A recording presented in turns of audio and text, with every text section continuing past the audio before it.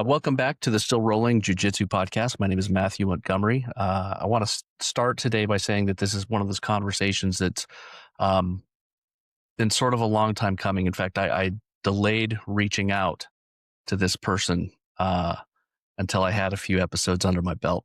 I first became aware of Rick Ellis years ago. It's been at least a decade after watching his black belt demonstration on YouTube and other demonstration videos on the Roy Dean channel.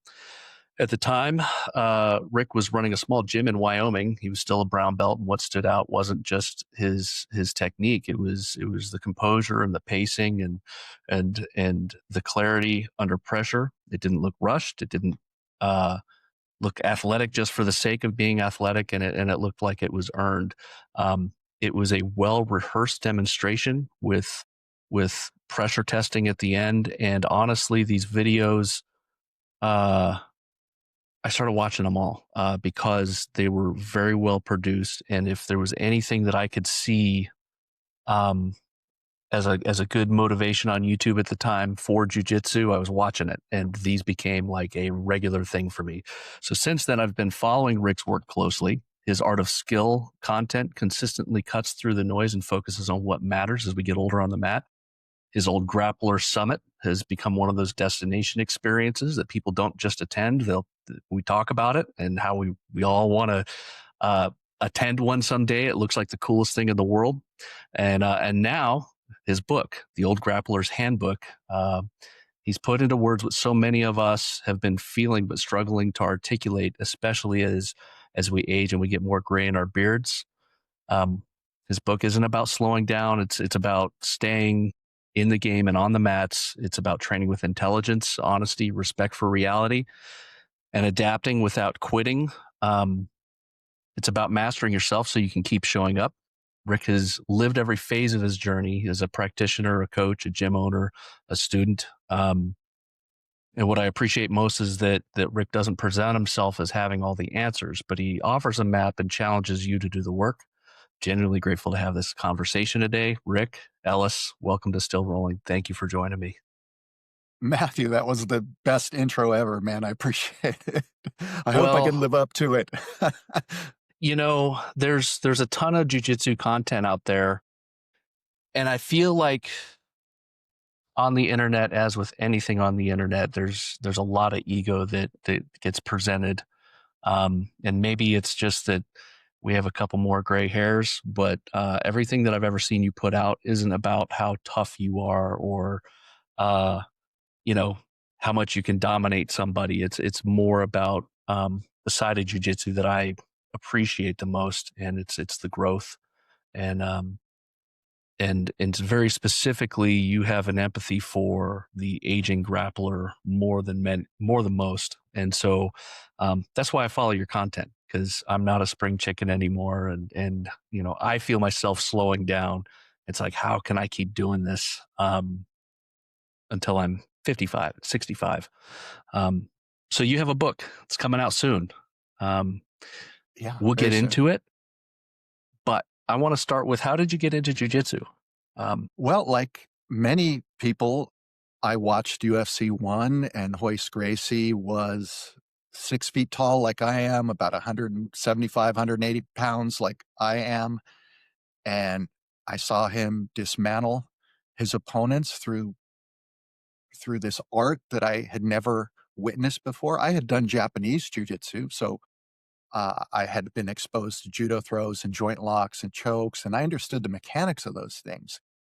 But it wasn't a ground system. It wasn't it didn't have the methodology, the training methodology that the Brazilian jiu-jitsu has. And really, I think that was probably the greatest innovation, that and the guard that came from the Brazilians. And so I watched this thing, and I thought, man, I got to learn this. I have to learn this. I just knew it in that moment.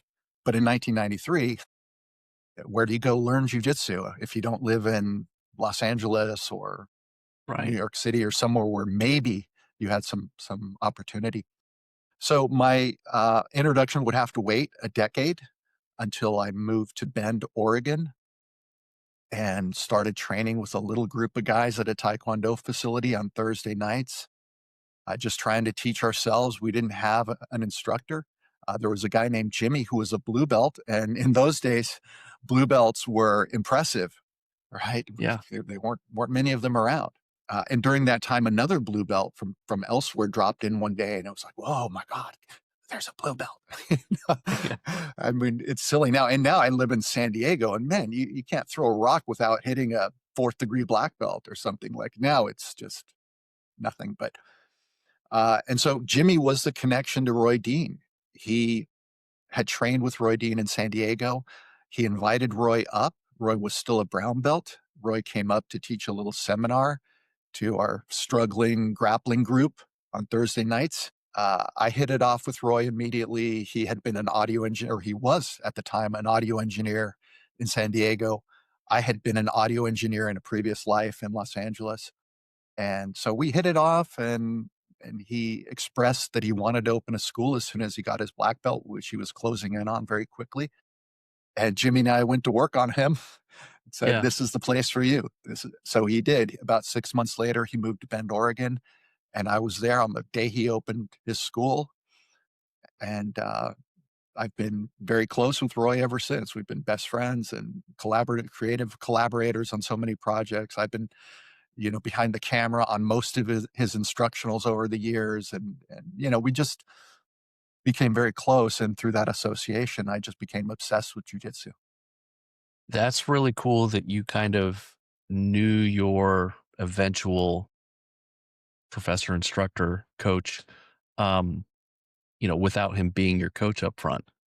Most of us meet our coaches and they're already black belts, and uh, so that you were able And to, he kind was, of go ahead. yeah, sorry. No, and I was going to say that he was still the Roy Dean that we know. He Hmm. was always very polished. He was always very, he's always had a very high verbal IQ and is a great communicator. And you could see that even as a brown belt. And I didn't know this guy. I didn't, I had never trained under a qualified instructor. So I didn't really know, really anything, but we had a sense that this was a very special martial artist. He was someone that had black belts in other martial arts. He devoted his life to studying martial arts. And he had kind of a deep philosophical perspective. And, you could tell that there was something unique there. And then Hmm. as the academy grew, that started being reinforced by the videos he produced in the media and kind of the public perception. But so it was just luck. It was just one of those random life Yeah. events that converged in that moment. Well, my coach, he talks about sometimes back in those days, that, they knew who the purple belts were nationally. um, Yeah, yeah, and there weren't, yeah. you're right, there were not black belts. And I remember days, so I moved to Idaho at one point, and Keith Owen was up there, but he was a little bit too far for me to go to his gym. So I trained at a place in Boise proper. We had a brown belt instructor. That's what we had. And that was it. And now, you go to a weekend, maybe a seminar or an open mat, and you're going to have, 5, 6, 10 black belts on the same mat, which, um, I don't know if I could have even imagined that, 15 years ago. Um, Man, I saw there was a photo that Huron and Henner put out. They had a black belt promotion at the Gracie Academy a few months ago, and something like 50 people got promoted to black belt, which is yeah. insane, man. It's Holy getting so cow. crowded, Yeah. now. Well, and okay, so let's go back to, so you had some of your jujitsu days in Wyoming, um, and you were teaching as a brown belt in Yeah. Wyoming, correct? Well, I How? started teaching early on. At Hmm. the Roy Dean Academy, I was one of the senior students immediately because I was first. And Roy would get opportunities to travel or he'd need some help teaching. So even as a blue belt, I would be a substitute teacher at the Roy Dean Academy very often.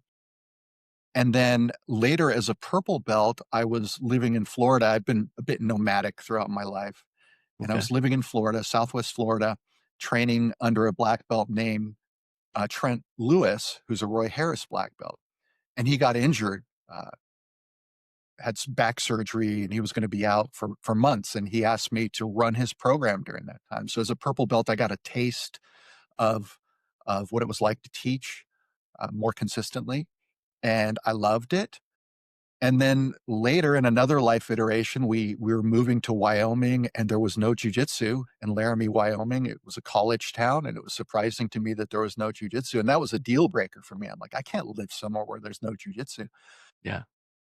You know, probably everybody, by the time you get your purple belt, you start thinking, it'd probably be fun to run a school. Like everyone sort of dabbles with that idea. And so for me, it became, well, I'm in my 50s. I'm kind of old to be doing this. You have that existential crisis. Am I Yeah. tough enough? Can I be the guy? Can I be the man? This is a college town. They've got a wrestling team at the University of Wyoming. They have a football team. It's a young demographic. I mean, can I handle this?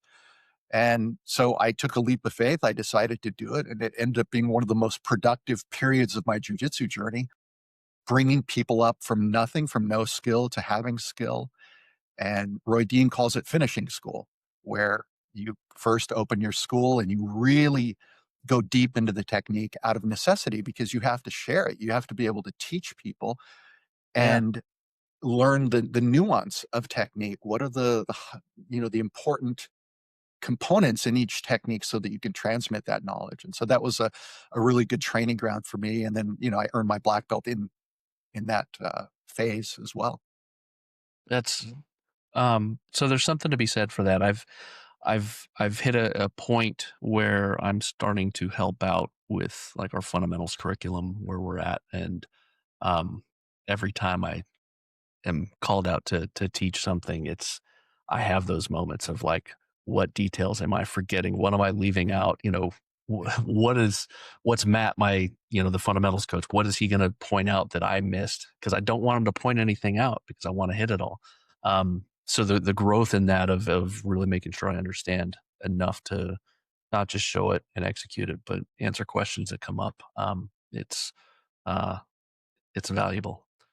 It's a Um, huge accelerator.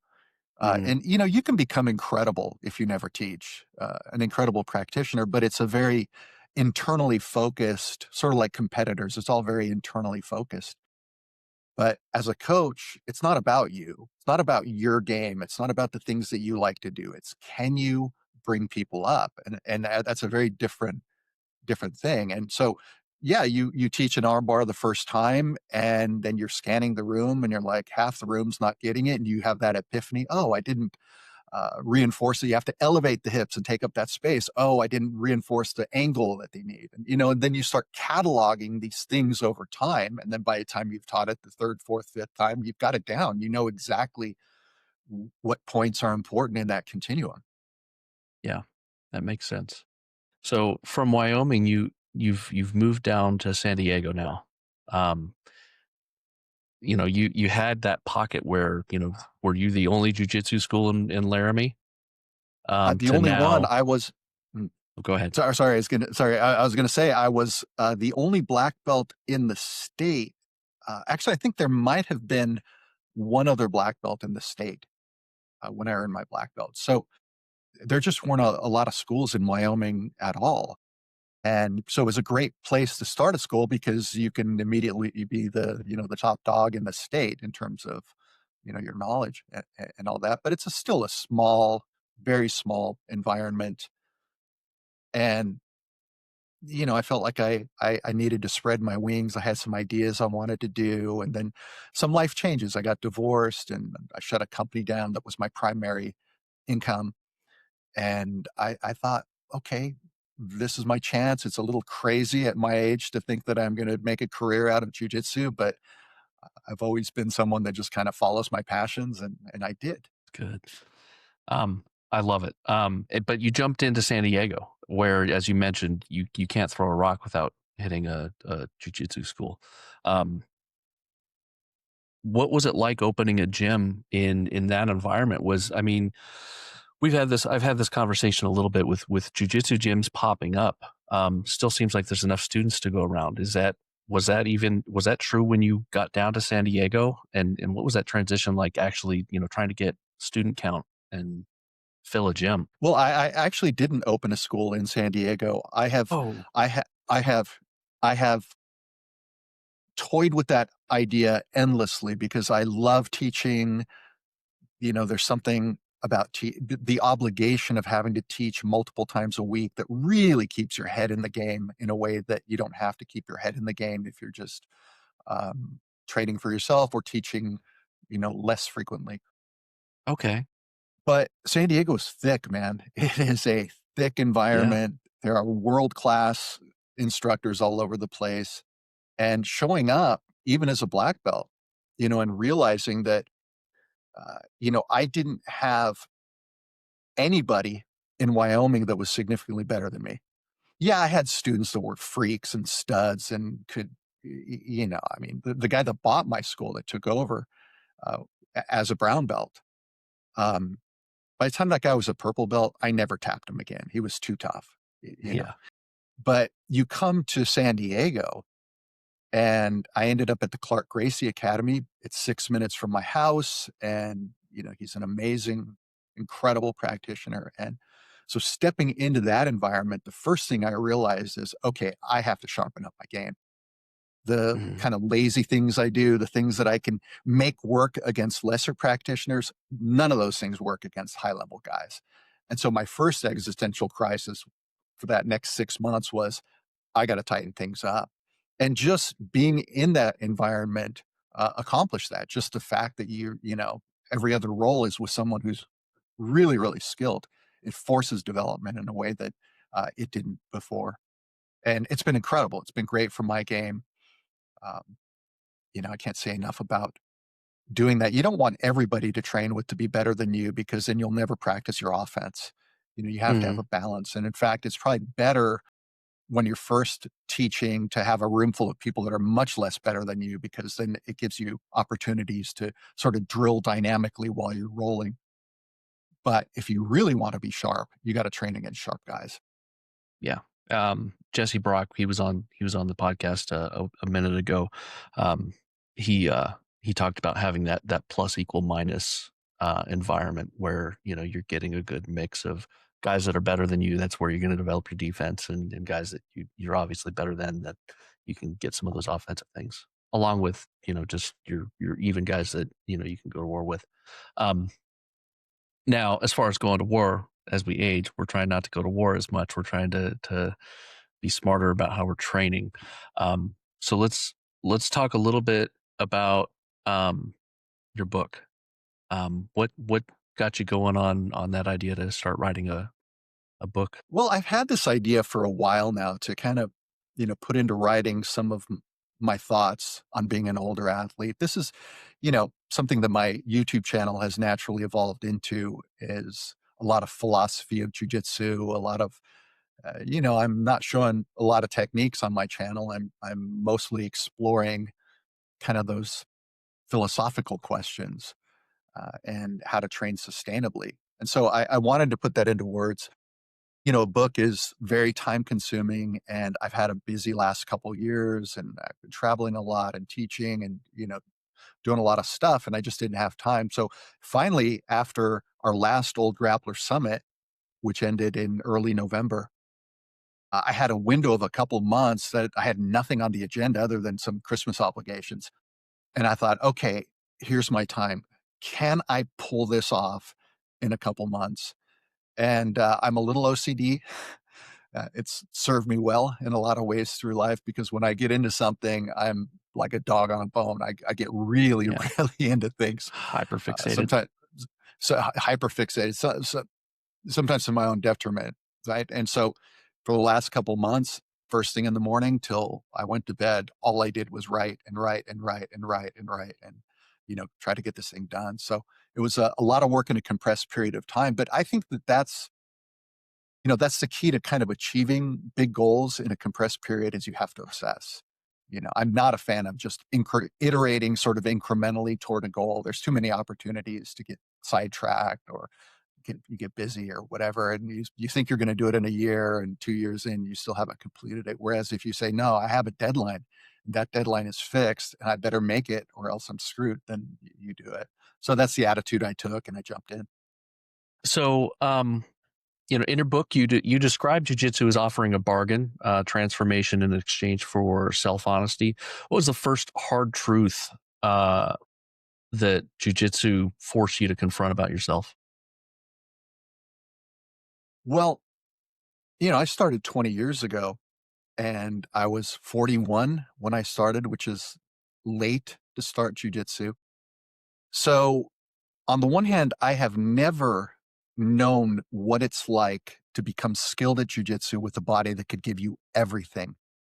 And honestly, it's my greatest lament right now as an older athlete. You know, I'm I'm earning my second degree black belt in about 2 weeks, and I'm skilled. I I understand jujitsu. I've been doing it a very long time, but now I'm having to do it with a body that's 61 years old and a body that started at 41. So I have no idea. And I train in San Diego with guys that are 32 and they're world class, world champions, and they have a body that just gives them everything. And so that was kind of the first realization. Although in my 40s, I was still pretty okay physically. And uh, I I jumped into what I call in the book the athletic expression of jujitsu. There's fundamentally two ways to play it: the athletic expression and what I call the mechanical expression. And I, just like most novices, like most beginners, I sought the path of using my physical attributes for success. When technique is limited, the only pathway you have for success is through physical attributes. And I had some success doing that. I watch rolling footage of me back as a blue belt, as a purple belt, and I impressed myself. I'm like, man, I wish I could have a body like that, even though I wasn't in my prime anymore. I wish I could do those things. Yeah. But eventually reality hit, and that reality came through a series of injuries. I had back surgery. I blew a disc out rolling with a D1 wrestler. I tore my rotator cuff. The body just starts rebelling against you pushing it so hard. And that became the first sort of existential crisis where if I intend to keep doing jujitsu, I have to find a different way of approaching this. And, I talk about that a little bit in the book. Yeah. Yeah. You articulate kind of how self mastery is more important than the technical accumulation of various skills. You you also in that same construct, whether you're young or old, you frame jujitsu as a missing rite of passage in modern life. We have a pretty Yeah. comfortable life, especially here in the U.S. Um, what do you think men and women are what do they lose when they don't experience um, voluntary hardship? Yeah. Well, you can build a delusion bubble about your own capability, right? I mean, the mats are ruthless. It doesn't matter who you are when you walk in to the mats. You can be a brain surgeon, you can be a garbage collector. The mats don't ask, the mats don't care. All that matters is how you do on the mat. So that I think is very, very powerful to have to confront the gap between who you think you are and who you really are, because jujitsu is truth. Fundamentally, Hmm. jujitsu is truth. The mats do not lie. You're only as good as you are. You're no better. You're no worse, right? The ego can sometimes tell us we're worse. And every day you train, you have to reestablish your place in that pecking order. And so to voluntarily walk into this hierarchy, and as I mentioned in the book, it's not a hierarchy that's enforced by anything other than reality, right? It's a hierarchy that um, teaches you who to listen to because they can do the things that you can't do. And that's very, very powerful. And I think it's missing from modern life. There's comfort, complacency, and young men are not expected to wander into the desert to discover their name or do, some physical feat or something that allows them to feel like they've, earned their place in the pecking order. And we can walk around with, deluding ourselves. People think they're smarter than they are, they're more capable than they are, they're better looking than they are because no one's ever tested in those realms, right? But Yeah. in jujitsu, it's reality. I've been seeing there's no shortage of reels or whatnot on the internet where people are talking, they're asking people would they are they capable of fighting, or are they a good fighter? And it's clearly people that have never trained, and they'll show some funky shadow boxing, and you're like, okay, let's Oh, get on the it's mat. every guy. Listen, this was Yeah. me. Every guy thinks they're way tougher than they actually are. If you've never been tested, if you've never trained a combat art, I mean, you just imagine, and you also, oh, I know this one move. If the guy reaches out, I'm going to do this thing. I'm going to grab their wrist. I'm going to do this. We have no idea that confrontations are so dynamic, and it's just fantasy. And I look at some of my interactions when I was young, and I thought, man, that could have really escalated. That could have been really bad, and I was woefully unprepared for that, even though I thought I wasn't. I did this Japanese style of jujitsu, and it was just kata. There was no sparring.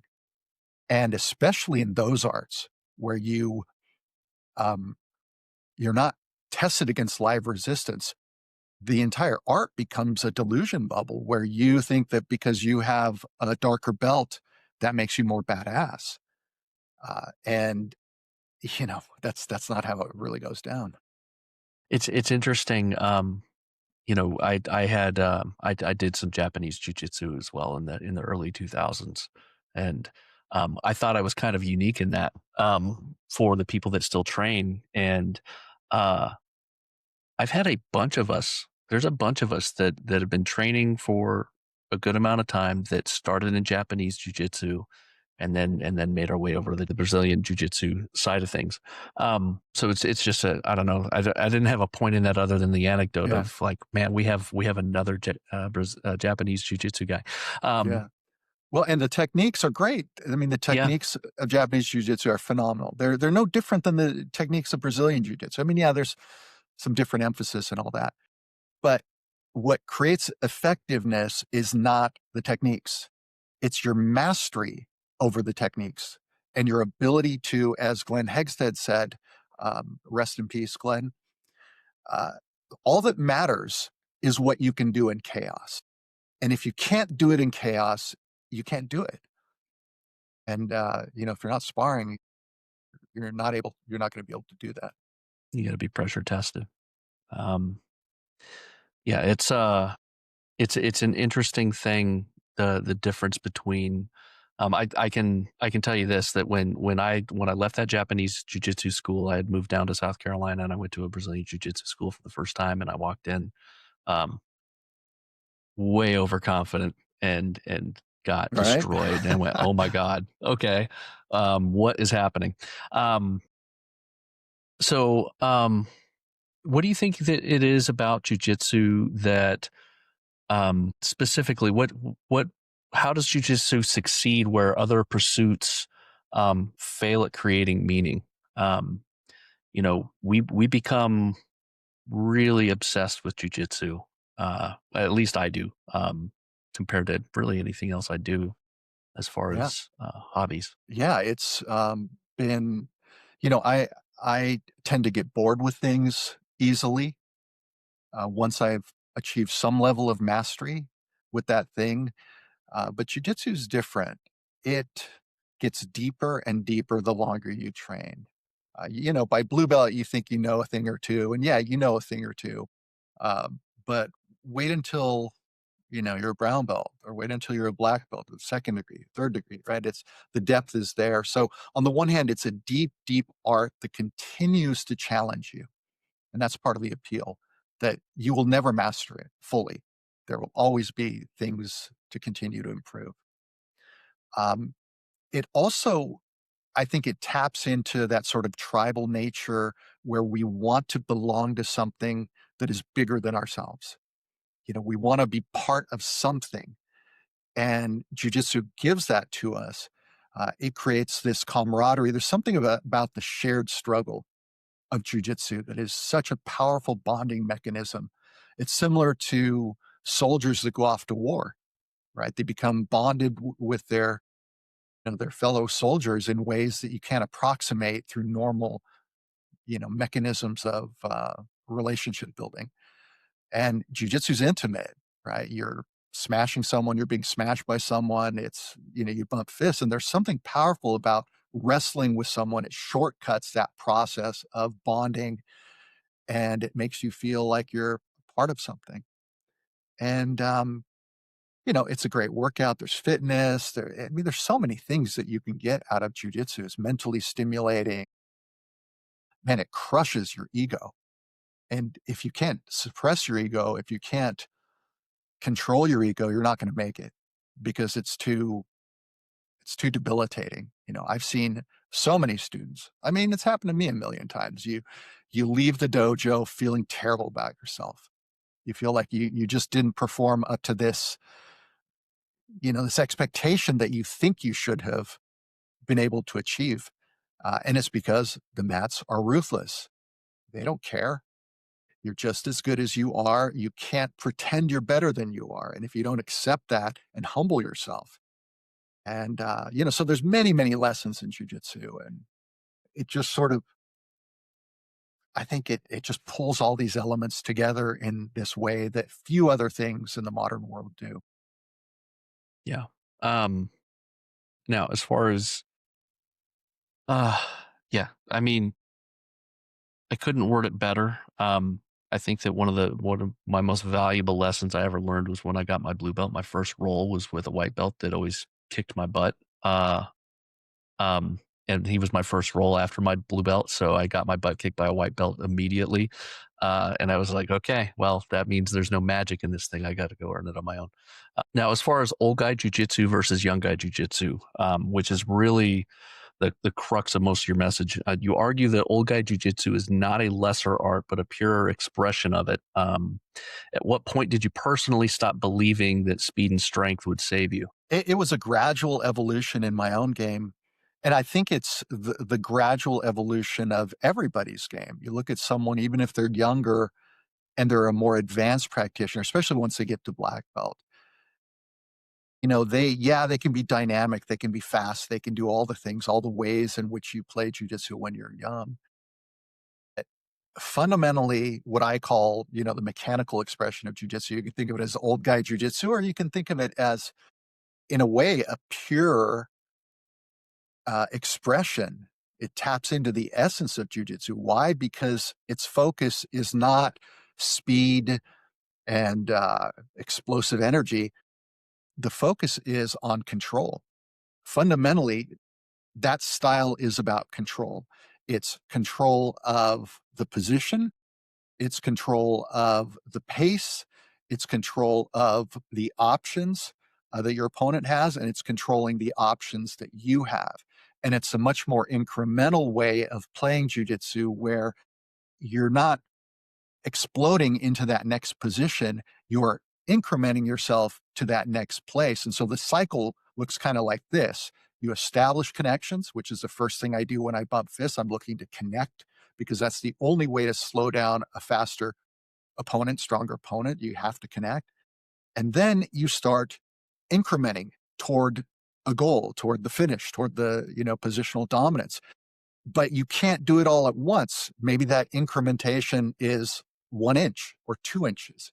You then have to learn how to secure that new position, consolidate those gains, and then deny any new escape paths that your opponent might have in that new position.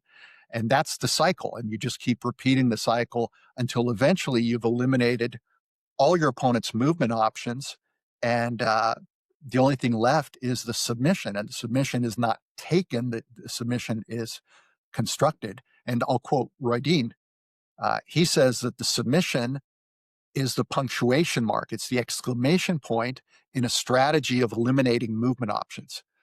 And that's, old guy jujitsu, or in a way, it's really the essence of jujitsu because it's what allows someone that's weaker, regardless of age, someone who's weaker, less athletic, to at least survive against someone who's bigger, stronger, faster. I have not heard it that way, ever, and it's really the truth. I mean, that is like, I mean, um, I stick to the pressure position submission, but that is all rooted in eliminating the other person's options. Uh, And there's good news and there's bad news, uh, especially for us older athletes. The good news is that style of jujitsu you can continue to improve as long as you train jujitsu. mhm. It's endless. The bad news, it's a much more complicated and challenging way to play jujitsu because it requires you to really have deeper understanding of body mechanics, of angles, of body positioning, of weight distribution, of mechanics, of skeletal alignment, of how to use wedges, how to use blocks, how to transfer weight from your body into your opponent. And those things just take a long time to sort out and to figure out. And, I don't teach techniques in the book because how do you teach all that in the written word? It's impossible, right? And it's going to take years typically to get to the point where you have enough technique that you can overcome your age and your physical deficiencies. But I'm living proof that it's possible. And I'm not the toughest guy. I don't have the best jujitsu in the world, but I can definitely hold my own, and Yeah. this is the style that I have to play. I love playing a dynamic style. I can still move well. I still have a body that can do certain things, and I can still redline myself in any given role. I can hit the accelerator and redline myself, but I can't do it the whole role. I can only do it in brief, very very short bursts, and then I have to go back to this incremental style of jujitsu. And I'm better today. I'm better today than I was last year. I'm better today than I was 2 years ago from that perspective, even though my physical attributes are really declining. I can feel it year after year. I'm, in my 60s now, and it's not a joke, to try to keep Yeah. training at this age. It's not Yeah. easy. You mentioned it in your book about, you only have so many red line points that you can put out in a roll, maybe one or two. Um, And I'll also say this, obviously lower belts, when they watch upper belts roll and they go, man, these guys look like they could be having a conversation about insurance while they're rolling, because the effort is, it's not as apparent because they're not super dynamic. The other piece that I will say is, if there's a frustrating person to roll with, it is the person that is super slow and deliberate and what I would say inevitable, um, where they don't have to explode. They can just slowly and incrementally dismantle everything you've got, um, without breaking a sweat. Um, It's funny. I train with Clark Gracie frequently, and I've rolled with him many, many times. And even though he's an incredible athlete, I mean, this guy can move so quick. So, I mean, he's incredible. His mhm, transition, the transition time between him uh, seeing that there's a moment there and executing that thing is lightning quick. But he is so positionally and fundamentally sound that I can bring my A game and it becomes a liability, which is incredible, really, if you think about it. Everything I do makes matters worse. And the only thing I'm thinking when I roll with him is how can I prolong the inevitable? And uh-huh, he'll play this game where he jumps to the next position and I'm stuck. And he'll wait. He'll give me the opportunity to engineer a solution. And sometimes I can't even figure it out. I'm like, man, I'm tangled up. How in the world do I get myself out of this? And then I start moving a little. Oh, okay. Wait a second. I can move this body part a little bit. Maybe there's a pathway there. And I'll finally get out. And then I'm back to a worse situation because he's already at the next point. So yeah, yeah, it's awesome to feel that from someone more advanced than you, because it is. It's like magic. and You're that still feeling happens at black belt, pressures, huh? man. Well, when you're my age, especially when you're Yeah, my age, yeah, honestly, again, that's my lament. If I could magically stuff my brain into a 25-year-old version of me, and oh my God, how glorious yeah. would that be? So How starting at incredible. I'd go become a competitor. I would do a lot of things that I can't do now.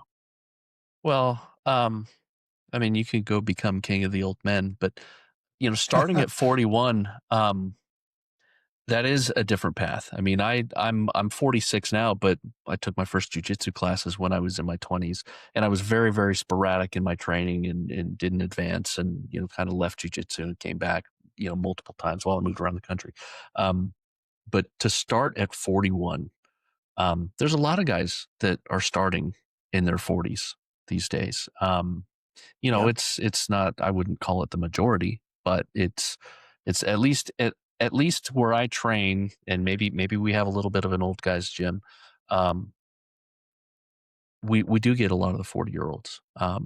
And I had a conversation about a guy who he's a new Weedify athlete, and he has a little bit of trepidation.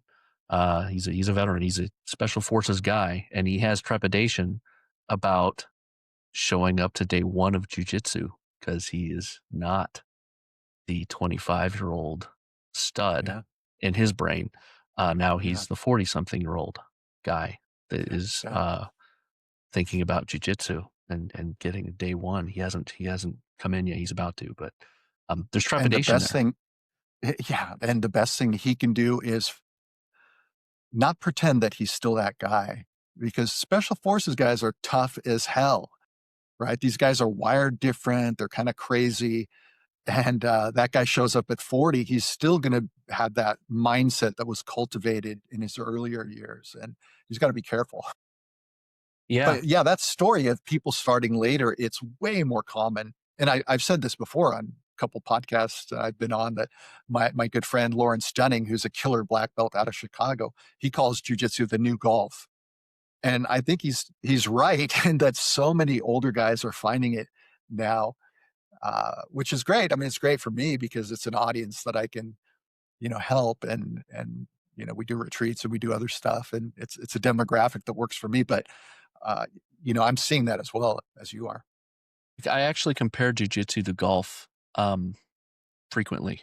Um, in Really? in Yeah, so I like to golf. Um, and I think a piece of what attracts me to golf also attracts me to jujitsu, in that it doesn't matter how much I roll or tee off. I'm never going to be perfect at golf. There's always going to be a part of my game that I can be working on to become better at that game that's difficult. Um, it's not as hard on the body. You know, I, you know, you can be out of shape in golf, but um, no matter how much you work to get really good at golf, there's always a way that you can get better, and lower a score. Nobody's ever shot a perfect 18 on a golf course other Yeah. than Kim Jong Un, I think. Um, a while back, there was a report about apparently he hit a hole in one on all 18 holes the first time he played golf. Um, It but uh, happens. but you're not going to be perfect, and that's true in jujitsu, obviously. And so I think it's that piece of it that attracts me to both of those activities. Yeah, the And the sport, the sport is just a vehicle. It's sort of, Zen and the art of motorcycle maintenance. It's the thing is just a vehicle for your self-mastery, mhm. and yeah, of course, golf and tennis. I mean, any sport really can teach those lessons as well. Jiu-jitsu, I think, is more unique, and because it sort of coalesces a whole bunch of other things together. And But maybe that's why I compare golf, is because I'm in my 40s. I'm not playing tackle football anymore. I used to play football. I love football, but there's not a 40 and over football league that I can go play in. So that's not an activity where I can really continue to try to get better. Um, and that's one of the things about jujitsu that is very, very unique. It's one of the few sports that you see older athletes training with younger athletes. You don't see that in basketball. You don't see 40-year-old guys, playing with the 20-year-olds. But in jujitsu, you can. And I think it circles us back to what we talked about a minute ago, that there are ways to play the game that minimize the need for physical attributes. And it's rare. Most sports require physical attributes. You're going to hit a performance ceiling really, really quick if you don't have those attributes necessary. But in jujitsu, you can find workarounds. You can become, cunning and treachery can solve a lot of things. yeah, yeah, and I have those kinds of conversations with the fundamentals folks, the white belts, often. When we do get that young guy who wrestled in college that uh, is a handful the second he walks in. Um, to get them to acknowledge that they have those abilities and those skills and those attributes, um, but put them away so you can get good at jujitsu. That way, when you run into that guy that has those same attributes, now you have technical skill, and that's how you're going to overcome that. And Yeah, I found when teaching a lot of white belts, uh, you give that speech all the time, but when you're 20, you're 25, and nothing hurts, and your body recovers instantly, like those lessons just go in one ear and out the other. It's the rare athlete that really takes it to heart that there's a different way to be successful because those guys have success almost immediately. The minute mhm, they learn their first arm bar, they can muscle it and grab it. I taught, there was a wrestler that I remember this guy in particular. He came with a pretty good skill set. He didn't know jujitsu, but he was a good wrestler. And I taught him an arm bar and I watched him. And that night he arm barred everybody in the room. you know, so you get those guys, yeah. but getting people to turn off those attributes, that's, I mean, eventually they'll have to if they train long enough because the body's going to start rebelling. Well, and that's that gets into being a good training partner and understanding that every round is not about winning. Um, uh, you eventually learn how to flow roll, um, and that's not something that newish people are very good at. And sometimes I'm not. I've got a coach, Eric Stancifer, talks about flow rolling as it's a conversation. It's like having a conversation with somebody. You can't learn from the other person if you're both shouting at each other. So you Right. need Right. to, wait your turn to speak, and don't wait your turn to speak just waiting for the next thing that you're going to say, but to actually let them have their side and try to learn from them and what they're doing. Um, you describe flow rolling as rehearsing the language of jujitsu. How does this practice change the way that somebody learns under pressure? Floor rolling was something that was emphasized by Roy Dean from the beginning. And so I think it was just sort of instilled. And I just sort of assumed that everybody flow rolled. Now, what is flow rolling? It is a non competitive roll where there is no goal other than to express jujitsu in sort of a give and take. Uh, if you take a submission, you give your opponent either the opportunity to counter that or tap, and then you continue from that point. I mean, there's different ways to approach it. Sometimes you flow roll and you don't take any submissions. It's just about exploring, exploring the territory, exploring the map, learning, seeing the windows of opportunity. Why it's so powerful is because in order to have the timing and the for you have to be able to recognize that there is a moment where something could happen. Maybe it's an armbar opportunity, maybe it's a transition opportunity, an opportunity for a sweep. There has to be this recognition that there's this thing that could happen. So I call that the window that opens. It's a window of opportunity that opened. That window is probably going to close real soon if you don't do something about that window. And so when you develop timing and feel, you're able to begin operating on the leading edge of that window of opportunity before it closes. So you're like, oh, there's an armbar there. I think, oh, too late, oh, armbar, and then you caught it. Well, you can't develop that timing if you're training at 100% intensity because those windows are microscopic. If you get into protracted battles of an inch here, an inch there are no windows. It becomes a very different kind of jujitsu. Not that you shouldn't train that kind of jujitsu. I mean, that's more real. Uh, you know, it mirrors what you might experience in a self defense encounter if you really had to use your jujitsu. But how do you actually develop fluency, right?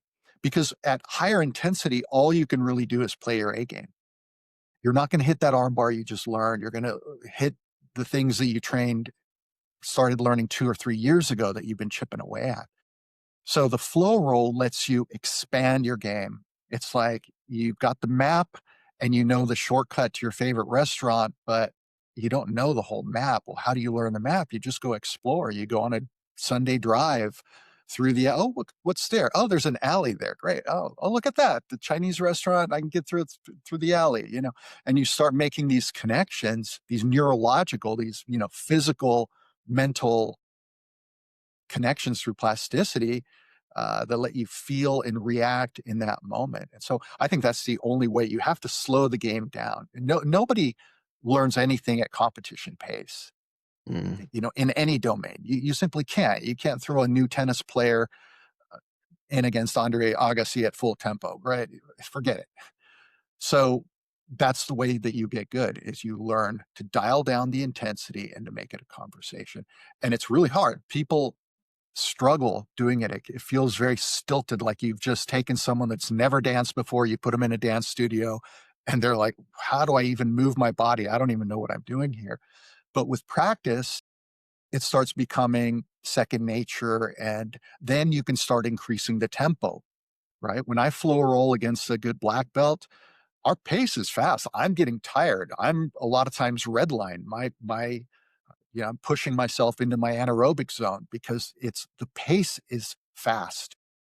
And I'm still able to operate within those windows because I've done years and years of flow rolling to get to that point where we can be a little bit accelerated.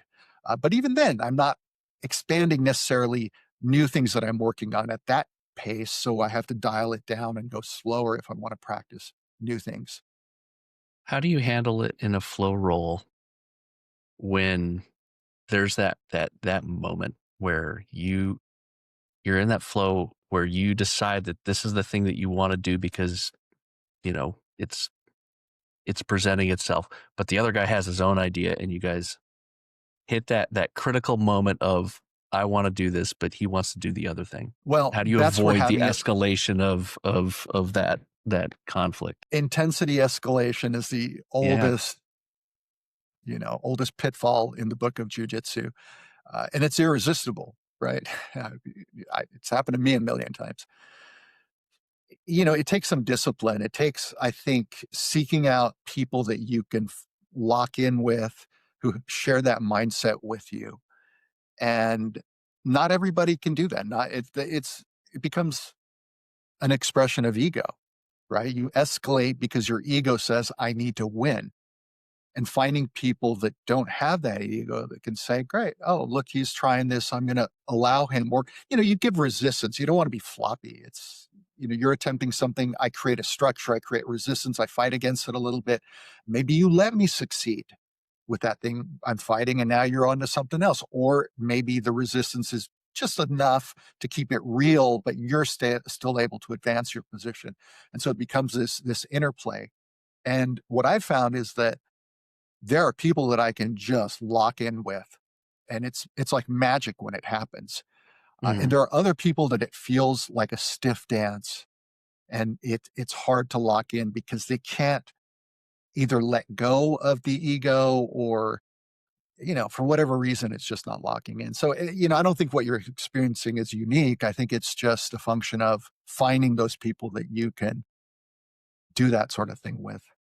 Yeah. I think that I've grown with it as I've, become more experienced. I had a group, there was a clique of us, 4 or 5 of us that were all white belts and blue belts together that, we would kind of laugh at each other when we said that we were going to have a flow roll because we knew that every time, it would start here and then by two minutes in, it's become a war again.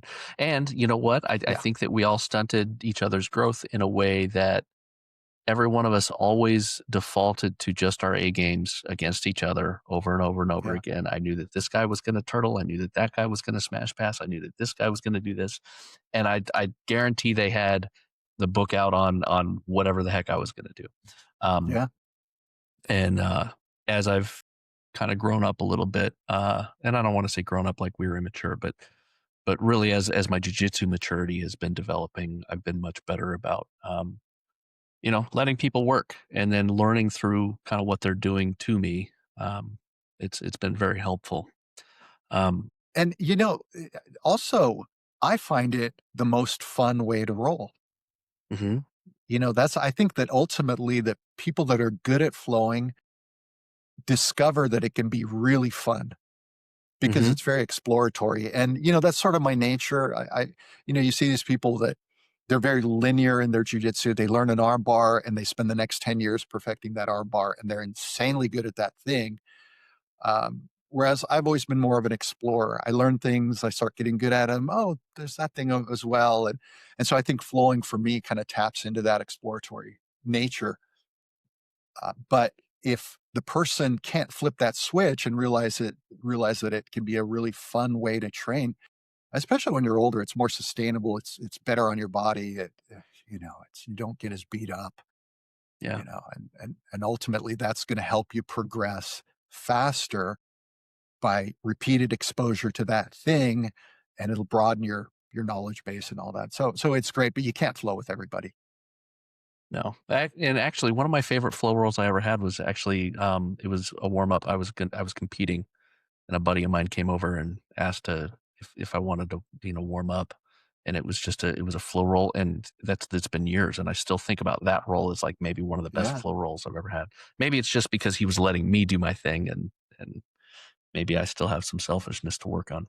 Um, so you have a chapter called "Sharpening the Knife." Um, it reads uh, a little bit like a warning or an invitation. How do you know when it's time to sharpen rather than preserve? Well, in the Roy Dean lineage, we are expected to, when we earn each new belt, that we have to prepare what we call a demonstration, a demo. And that demonstration comes in two parts. There's the technical portion where you have to showcase techniques. He never tells you which techniques. It's up to you. He gives you at each belt level. He gives you the framework. For example, for blue belt, it's 50 techniques. You might have to show four side mount escapes, four guard passes, four escapes from the back, four arm locks from mount, four arm locks from guard, four sweeps from guard, and it just goes on and on and on. And so you tell a four stripe white belt on the cusp of blue, "Hey, you're looking pretty good. Let's get you ready for your demo." And they look at you like you just told them they have to go fight a war. They're like, "Whoa." Because Yeah, you can't just showcase 50 techniques at the drop of a hat. I don't care who you are. And then the requirements get more intense as the belt darkens. For my black belt demo, I showed 150 techniques. So there's that part that takes intense preparation. You have to find a training partner and you have to drill and drill and drill and make it just look effortless. And that's a huge part of sharpening your knife. You're sharpening your technical vocabulary.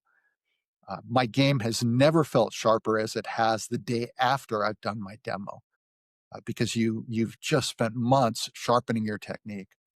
But then there's the live execution part, which has kind of a competition level intensity feel to it. Guys will come at you hard. It's their moment in the spotlight too, to show that they can take it to you, and you have to be able to demonstrate under pressure. And so that requires you to prepare technically, prepare physically, and prepare mentally, because the test isn't really about whether you're going to be able to tap everybody live, because you're going to be tired. By the time you're done demonstrating, 150 techniques, that's a workout.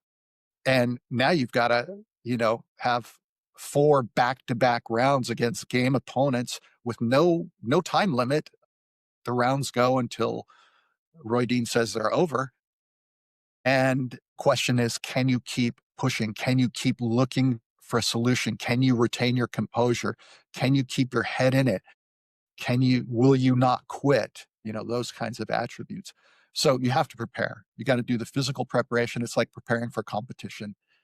You have to do the technical preparation. And so for me, sharpening the knife is really that throughout our journeys as martial artists, we will we should have those opportunities to sharpen the knife now and again. Maybe it's going to competition. Maybe it's a belt test. Maybe it's you just want to take a few months and get in killer shape and take your game to another level. Uh, because those things, they help you develop discipline, the discipline to keep training. Uh, there's a lot of lessons in there that you will gain from that. And I think it's a little bit of a tragedy. I don't criticize instructors that just hand out a belt when the student is ready. I mean, that's fine, especially at bigger schools. It's very difficult to run someone through a demonstration because there's just too many students that you have to promote. But I think there's something very, very powerful about having to prove that you're worthy of that next belt versus you just show up one day and you get handed a belt, because it really forces you to sharpen that knife. I'm gonna say this, and this is not me kissing Rick Ellis's or Roy Dean's, but um, those promotion demonstrations that you guys have produced, and I said it in the introduction, they are literally my favorite jujitsu videos on the internet, because um, we have a belt test where we have some techniques that we'll demonstrate, and we are pressure tested, um, but uh, the sheer number of techniques that you guys demonstrate, boom to boom to boom, and not just like, hey, I'm going to do this armbar now and we stop, and then now I'm going to go do this. No, it's like they are tied together. Um, it's beautiful jujitsu. And I enjoy, like, even if I'm working on something else, I will turn those videos on and have it in the background so I can look and be like, that's awesome, and then go back to what I'm doing. Um, and so if you're listening to this and you have not gone and looked at some of these black belt demonstrations, especially, but even the purple belt, the brown belt demonstrations are awesome too. They're great. And you do see the pressure testing portion where you can see the culmination of this larger test as the exhaustion has set in and they're rolling, right towards the end when they're rolling with Roy. Um, and the immense I, relief and exhaustion and gratitude that is happening live on video. Um, it's spectacular to watch. They are my favorite It's jujitsu videos. Yeah, they are very, very powerful. And what you don't see in the video is, the videos they're edited down. It's compressed. The videos are 20 minutes long, whereas it took an hour. And you don't see the full. A lot of the rolling footage gets chopped out. It's about keeping the pace moving so that it's a consumable piece of media there. Yeah. Um, so you don't get a full sense of how deep the struggle is.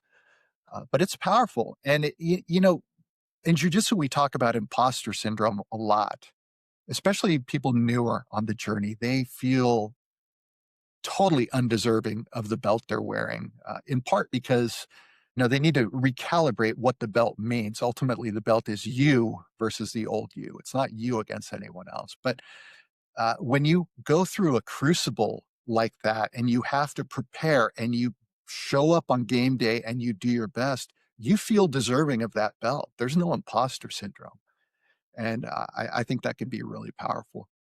And also shows the artistry of jujitsu. There's a flair to Roy Dean's game and his style. He's always looked at the beauty of jujitsu and tried to express what that looks like.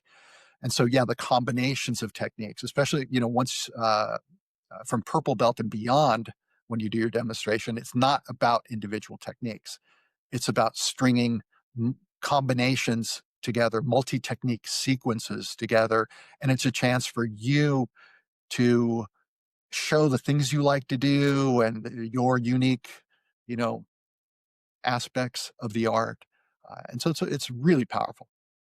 Yeah, that's why I wouldn't call them katas, because katas are rehearsed and everybody's got to do the exact same thing. These demonstrations are very much They're all unique. Yeah, individually they're all flavored. unique.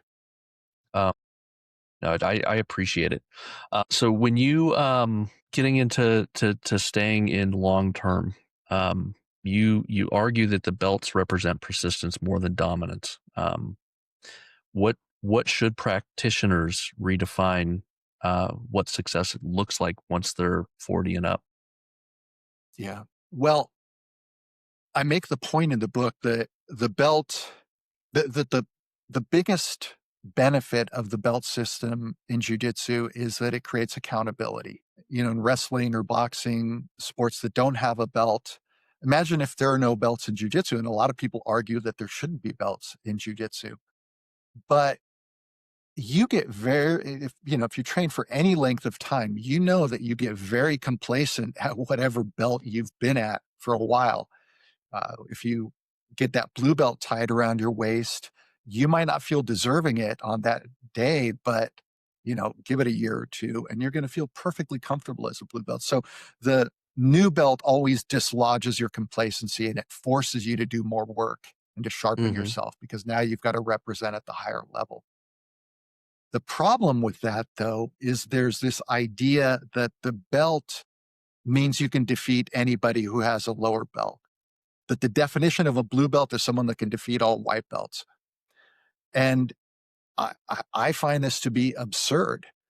You know, in the UFC, there are weight classes, and those weight classes are only 15 pounds apart, middleweight to welterweight, 15 pounds.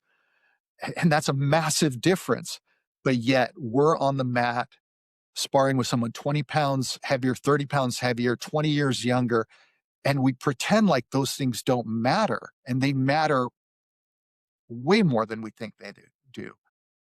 And so then the question is, well, then what does the belt mean? If the belt doesn't mean that you can defeat everybody that's a lower belt, well, ultimately the belt is uh, a representation of you versus the old you.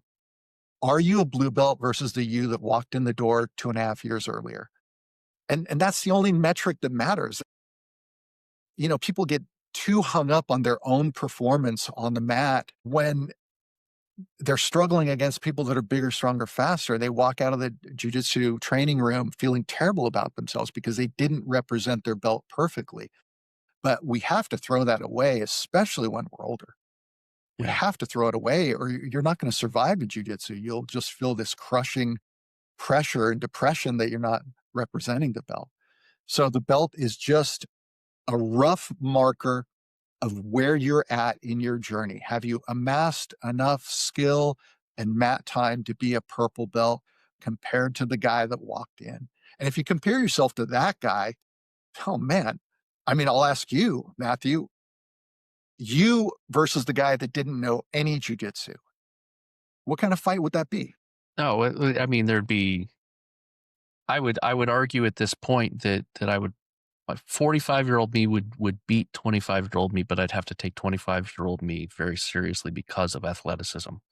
Um, you talk actually in your book a bit about obviously Boyd belts, and we kind of started touching. We didn't call it a Boyd belt by name, but the age and athleticism piece, um, that's a real deal. And I had a conversation with guys this morning about the same thing. I said, you know, we have to take the young wrestler serious because he's young and he's a wrestler, and I'm old and slower, and so I have to rely on technique and treachery. Um,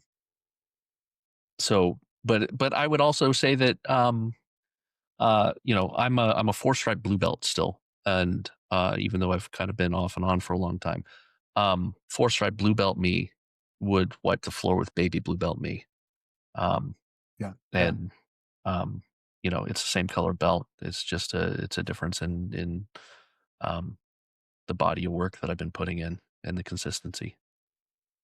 So and even if you're brand new, and you're losing a lot, um, if you especially if you're at a gym that doesn't have maybe they don't have a fundamentals curriculum and you're just kind of in the shark tank from the jump, you might lose every round for your first 6 months until somebody newer than you shows up and you can go, oh yeah, Right, okay, I am learning right. something.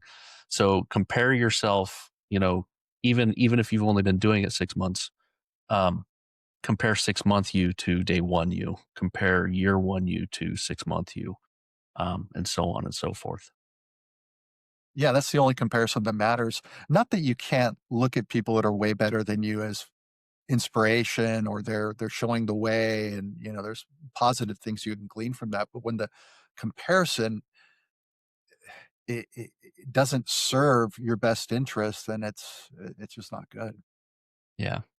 I also, so we've got a guy I'm an ultra heavy. I'm 6'3", 250 pounds. So a lot of times I am the big guy in the class, but we have a guy that is actually significantly bigger and stronger than me. And he's Wow. a white belt. I don't even know how it happened, but this guy he's an anomaly. Nicest guy in the world. He's a white belt. And I talked to him a little bit today about how, when he was first starting out, yeah, I might let him up top, and it was fun to sweep the big guy, right? But now that he's only been around for about a year, I said you're going to find that upper belts are not going to let you get that top position, because now you have just enough technique to pair with that size and strength that you have, that the guys aren't going to let you there in the first place. And he goes, yeah, I've been experiencing that a little bit. And I said, and that's just the truth of what it is. And just understand that's your growth happening, is that there's some respect that's already forming there, because you're getting Yeah. that technique. Yeah, well, size matters. It matters a lot. I mean, at 250, I'm 180. I mean, you have a massive physical advantage over me. You're probably twice as strong as me in every dimension. So to think that's not gonna matter is ludicrous. That's gonna matter.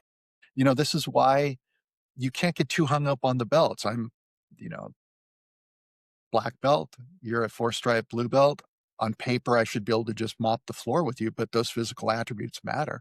And, for the bigger guys in jujitsu, because you're outside of the hump of the bell curve in terms of human size, there are not that many of you. And sometimes it's difficult for the bigger guys because you don't have those people that are a lot bigger than you, so that they can really let you experience what most of us experience, which is dealing with the guy that's 30 pounds heavier, 20 pounds heavier, and all that. Yeah. And sometimes, I won't mention who this person is, but there's a bigger jujitsu competitor that I know, and he's one of the biggest guys at his school. And he never has to work that hard. And he has not had a lot of success in competition, precisely because he doesn't have those bigger bodies to really push him. And he shows up in competition, and now he's facing a motivated guy that's sometimes bigger than him. And so that could be a Well, challenge. But it sounds I like mean, sounds like you're starting to do it the right way, which is looking for technical development more than just smashing people. well, yeah, I had to learn that. I think that some of my growth was stunted from a jujitsu standpoint, because when I was a big dumb white belt, and no, white belts aren't all big and dumb, but when me personally, um, I'd get top position, and I'd get away with dumb stuff that I could get away with against white belts. Or the flip side is I created a lot of bad habits due to being the big guy with his hand raised, looking for a partner, hoping that somebody will roll with him. Uh, and so I started creating bad habits, trying not to be heavy on people. And, so my pressure stank, because I was trying not to crush people. And not that I was some sort of savage, but just understanding that I'm, in some cases, 50, 75, even 100 pounds heavier than who I'm rolling with. Um, I had to break some habits within reason. I mean, no, I'm not going to go. We were teaching knee on belly this morning, and I kind of made a joke. No, I'm not going to try to crush Colleen's soul with my knee on belly, but I do need to create those muscle memory things against guys that, you know, are my physical equal. From a technical standpoint, I have to learn to be Yeah, you have heavy. to be selective, Yep. but you have to, find those people that you can then really express the jujitsu that you need to be expressing against guys your size for sure.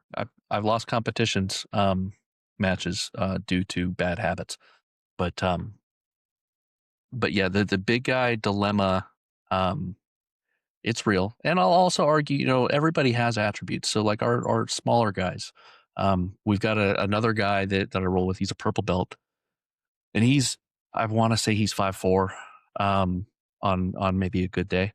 Um, and I tell you what, you can't keep his knees out of there. You're trying to secure position and take away his options.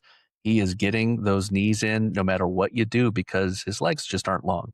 And so it's easy for him to squeeze him in, and now he's got frames again, and he's very technically proficient. And I talked to him quite a bit about, even though I'm double his size, it's he is a challenge, um, to do anything with because he's compact, um, and he's quick. But I think we're Yeah, probably close smaller to the same smaller age. But athletes have to become more technical. I know a black belt who's probably 5'4" as well, very small guy, but yet he's insanely technical. He's one of the most fun guys to roll with because, man, he's sharp, very, they very don't have a sharp. choice. They don't have a choice, right? Which is why the younger or the lower weight categories are always more fun to watch than the heavyweights, right? They're just able to do so much more with their bodies. I actually like watching the women's divisions more than most men's divisions for that reason. Is they are very technical and they can do things that Yeah, guys just simply can't do. There's some mobility in their hips that guys just don't stretch that way, and or right. at least most of them, and so they very, very good jujitsu in high level competition. So Well, when I've you look, felt it in San Diego. oh, I'm sure. There's some competitive women here. Hmm. I rolled with the blue belt world champion. She was 16, been training since she was 8, and come on, she was a black belt, wearing Yeah, a blue belt, and then this other woman, Allie, who's a killer black belt, and man, she smoked me, that day. yeah, So yeah, yeah. they're I've legit. I've come across it. We had, I don't know if you know who Shino Van Hoos is, but very high level girl. And at the time, I didn't know who she was at all. And she came in and she had forgotten her belt, so she was wearing a white belt. Mm, And she whipped my ass. And I was like, and she looked like she was maybe 16 years old, 100 pounds soaking wet, and yeah. she's snapping on arm bars and triangles. And I said, how long have you been training? She goes, about, I think it was 8 to 10 years. And I said, well, how old are you? She goes, well, I'm 22. And then it turns out she was fighting in Invicta at the time, and she's super high level, great martial artist. So, uh, yeah, there's some females out there that I saw that argument, I think, this morning, and I can't remember what jujitsu page it was, but it was talking about, it's asking the question about, can average guys handle a high level female martial artist, and my answer is yes, absolutely they could. There's some factors to take into consideration, but um, if I had untrained guy, I don't, within we'll say my size and smaller, versus a high level female martial artist. I would put money, if I didn't know either one of them. I would put money on the high level martial artist every time. I don't care who it is.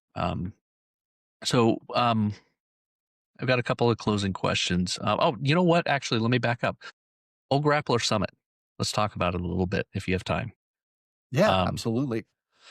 so how did Old Grappler Summit? I mean, there are some other, what I'll call like destination jujitsu camps, out there. There's some good ones. Um, but yours is geared obviously towards, I think you limit it to 40 and over. Um, what was the birth of that idea, and how did you make it happen? Well, I thought that there was kind of a niche in the marketplace. You look at BJJ Globetrotters and they're great, but it's a much younger demographic. It can be kind of a party crowd. Or you look at, Hero BJJ, which is great. I've been down there, I've taught down there, and they're incredible. but it tends to be a younger demographic. It tends to, attract different people. And so I thought, it'd be cool if there was a destination sort of retreat that was not only geared toward the older athlete, but also a little bit more luxury and really geared toward people that want, by the time you're in your 40s, 50s, you probably have some resources. You don't want to be roughing it in a bunk. You would prefer it to be a true jujitsu vacation. And so my thought was to do something that was a little more high end, a little more luxury. And we've scaled up to it. We've done 4 events. We've got 2 more scheduled this year down here in San Diego at a beautiful 240-acre retreat venue. It's incredible. The accommodations are phenomenal. The compound is beautiful. And we did our first one at that venue last fall, and incredible. It was an incredible success. The reviews were just incredible. One in particular, this guy, Tony, that said that he's literally traveled the world to go to jujitsu retreats and camps and to train jujitsu all over the world. And he says Old Grappler Summit has them all beat. And so that made me feel really proud that I've given birth to this little idea, and it seems to have legs. It's growing. We're scaling. My dream, my goal is to be able to do events like this all over the world, but it's going to take a little time to scale there. These facilities are insanely expensive to lease. If you want to book out a 240-acre retreat center, that's a good chunk of money just to pull that off. And then you add catering and add all the other expenses, the mats and transportation, all the other things. It's not for the faint of heart to even pull something like this off, but we're on our way. And probably the best thing, yeah, you come to these events and you'll learn jujitsu, you'll improve your game, and you'll get a chance to, explore jujitsu with guys that are your age and compare notes and all that. But probably the best thing is people realize that there is a whole world of guys out there and women who are older, and sometimes that camaraderie of coming together and saying, oh man, at my home dojo, I'm the oldest guy. I'm 48. I'm the oldest person. Or I'm 52. I'm the oldest person there. There's only 2 of us older athletes here, to come together and to realize that you're not in this thing alone, that there are other people that are experiencing the same things you're experiencing. It can be very, very powerful. The friendships I've made are incredible, and they're great. If anyone has interest, oldgrapplersummit.com is where to go. Our next event is in April, and Huron Gracie will be one of the instructors. And I'm super excited about that because his game is built for the older athlete. The things that he preaches, the keep it playful, the defensive mastery, those things work perfectly for the older athlete. And then we have an event in October. We don't have the instructor lineup solidified yet, but I'm having conversations now with some incredible people, and I'm excited to be able to announce that as soon as it's ready. I love it. So let me ask you this, because my wife doesn't train, and I'm in her ear about I want to do one of these, but she doesn't train. So what do you mean you want to go to San Diego, and go do jujitsu Bring, all day? What am I supposed to bring her. do? You Bring her. bring her with you. Okay. You bring her. And that's one of the things that we have made sure is a possibility. Now, not everybody wants to bring their spouse. Some people want to get away. Yeah. They want to get away from the home routine and just go off and have their own adventure. Or sometimes it'll be 2 or 3 guys from the same school will come together. That's real common. You see little clusters of guys that show up. But then there's the guys that want to share that experience with their spouse. And so for us, it's like, okay, let's enable that. Let's allow the plus one, the spouse, the girlfriend, whoever, allow them to share in this experience. Yeah, they're not going to be on the mat training jujitsu, but they can have a massage. They can, experience the cold plunge or the breath work session, or they can participate in, everything that's happening. And at a beautiful facility like the one we use, man, there's hammocks there that you can lay in and read a book. There's a swimming pool you can lay around it. And one of the wives of one of the participants who came I have her on video saying that she was amazed at how great this ended up being for their relationship. It allowed them to bond and reconnect and sort of, experience something together. Whereas in their daily life, they're busy with their kids and they don't always get those moments. So we've tried to make it really inviting. Um, my fiance, Sandra, she always makes sure that the plus ones have a killer time, and she's very involved in that. I love that. That's I'll be clipping that and making sure that I send it specifically to my wife, make sure she watches it. Um, Rick, I can't thank you enough for being willing to take your time and um, do this podcast. I've had some other folks on here that I would have thought hey it would be a stretch for them to agree to do it, and you were at the one of the people at the top of that list where I'm like, this guy's got to be so damn busy. Um, so coming on to my podcast, I make the analogy that like if I had a podcast about basketball, the odds of me getting like an NBA coach onto my podcast are like slim to none. Um, but I can get somebody like you. This is the thing that I like about jujitsu is I can get to Yeah. talk to people that, in my opinion, whether they are at the top of the jujitsu hierarchy. I've had Pedro Valente Jr. on here, um, or tremendous people from the internet and YouTube and everything. People putting out great content. I really truly appreciate you coming on here, Rick. So Yeah, thank you very much. you can still mingle with your heroes in jujitsu in a way you can't in other arts, and it's my pleasure. I wasn't familiar with your podcast, and I listened to a couple episodes, and I thought, he's a really thoughtful guy. You're obviously intelligent. You're a good interviewer. And I thought, yeah, that would be fun to do. So I appreciate the invitation. I always love these opportunities. I'm just a normal guy. People think you have a little bit of YouTube celebrity and people think you're Yeah. unapproachable, but I'm just someone just like anybody else. I'm just someone that hasn't quit jujitsu. And yeah, hopefully your viewers or your listeners will find this of value, but it was very much my pleasure to be here. Thank you very much. And so if you're listening, this is Still Rolling Jiu-Jitsu podcast. Rick Ellis, I will have links to his book, The Old Grappler Summit, as well as his YouTube and Instagram, and all those will be in the those links will be in the description. And I hope you come back next week. And thank you very much for listening.